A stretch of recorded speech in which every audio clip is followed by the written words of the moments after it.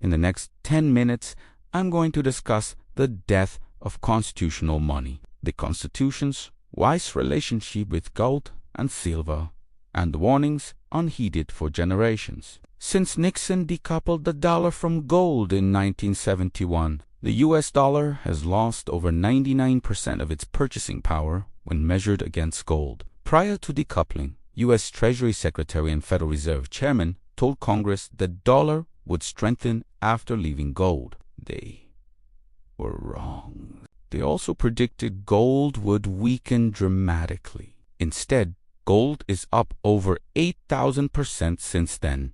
As this chart clearly shows, gold isn't truly rising.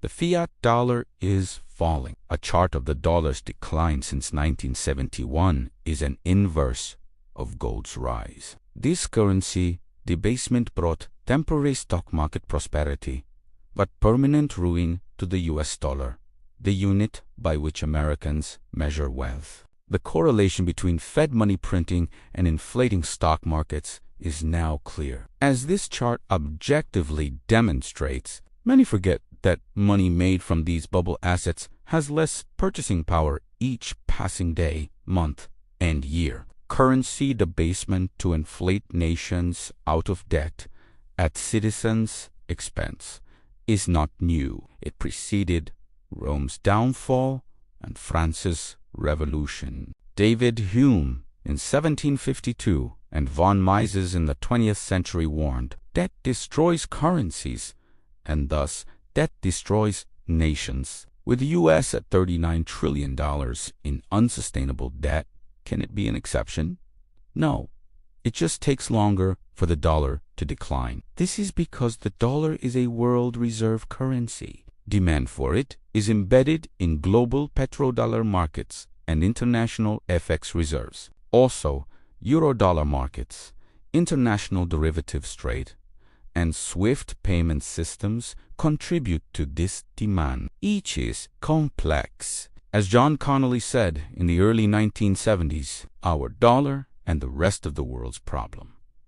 But that changed. Since the U.S. weaponized the dollar in 2022 Putin sanctions, our dollar is now our problem. The world is dead. There's a massive rise of new dollar trade settlement systems and a decline in U.S. petrodollar markets. These are complex topics. All point to a world moving away from a distrusted and debased U.S. dollar. Gold is now openly preferred over U.S. treasuries by central banks. Central banks own more gold than U.S. treasuries today. Gold stacking has gone up 5x since the dollar was weaponized in 2022. In short, the dollar is declining. We can debate DXY measurements or milkshake theory all day. The dollar won't die, but it will be repriced.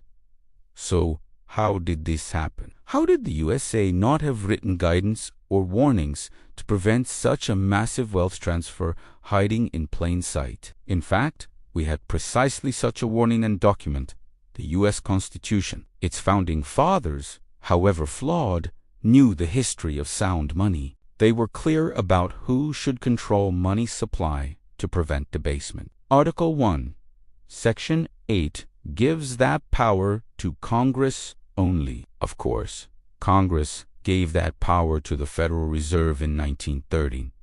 That's another topic, but for our founding fathers, that was never the plan.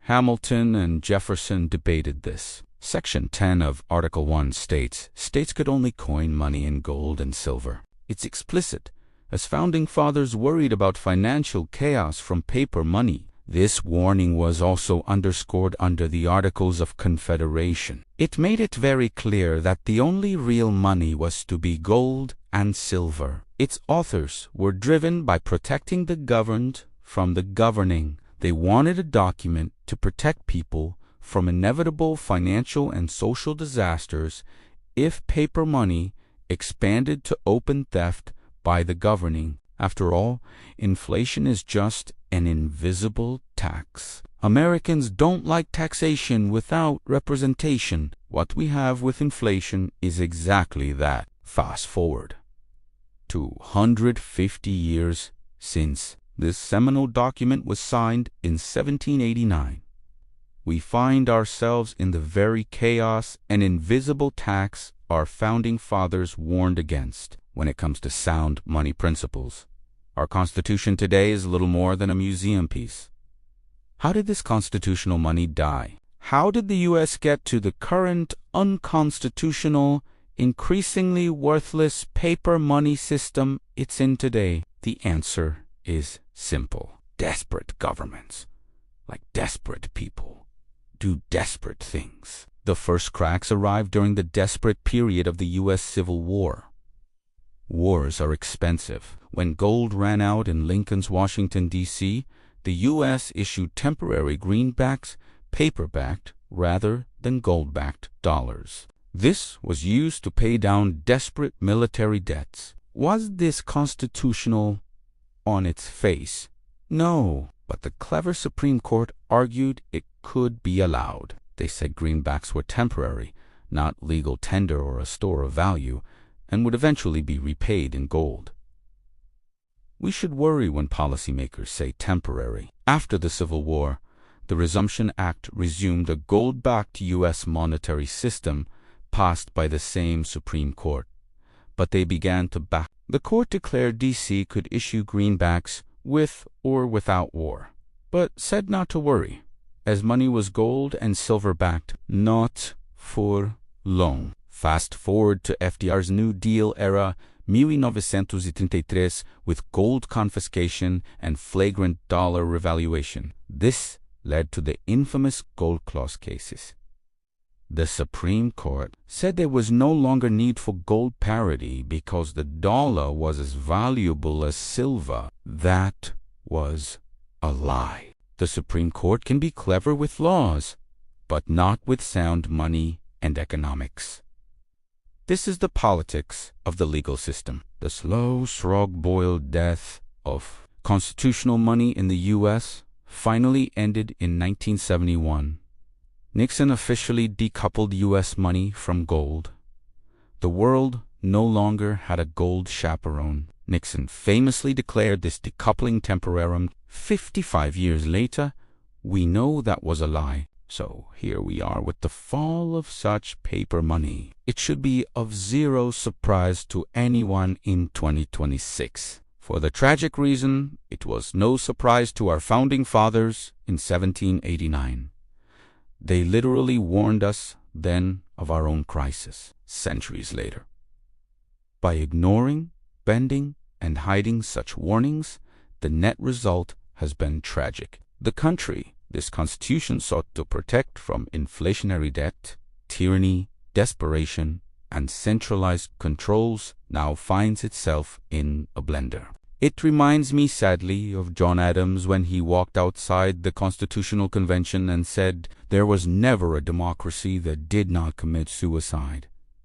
As evidence suggests, this suicide has taken place slowly over time, a death by 1,000 legal and political cuts. Had we stuck to the letter, spirit, and intent of the Constitution, defining our money in precious metal terms, debt would never have metastasized this fatally high. The fall of our nation and dollar would never have sunken this embarrassingly low. In short, the Constitution matters, then and now. Most who pledge allegiance to it at every political swearing-in ceremony have likely never read it, as their predecessors effectively killed it. But just because political and economic opportunists would no longer constitutionally protect our money with gold, this doesn't mean we cannot do it ourselves. If you want to save in paper money or preserve your wealth in paper money, that's your choice. But our founding fathers,